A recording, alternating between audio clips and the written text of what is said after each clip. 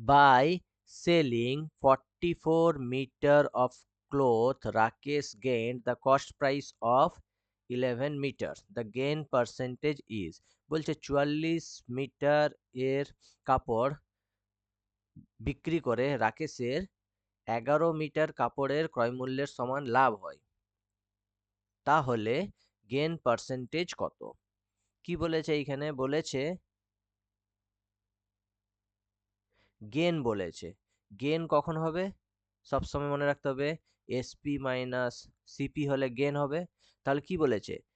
By selling SP of 44 metre আর CP of 44 equals to gain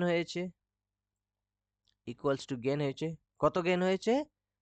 CP of 11 metre.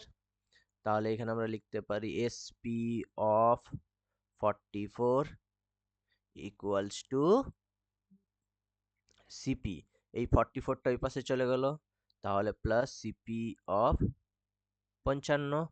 তাহলে SP by CP equals to কত হবে?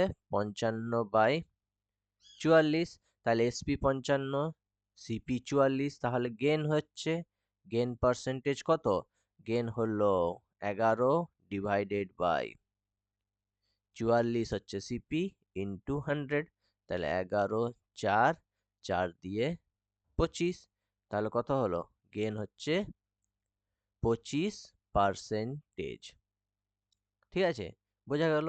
এত long প্রসেসে না গিয়ে অঙ্কগুলো একটু কোশ্চেনটা মনে রাখতে হবে। By selling 44 metre cloth Rakesh gain the CP of 11 metre. যখন গেইন সিপি অফ দেওয়া থাকবে তাহলে চুপচাপ এখানে 11 লিখবো, নিচে সেলিং এর 44 লিখবো, ইন্টু 100% করে দেবো। তাহলে 11 4 4 দিয়ে 25। তাহলে 25 বেরিয়ে যাবে, এক লাইনে বেরিয়ে যাবে।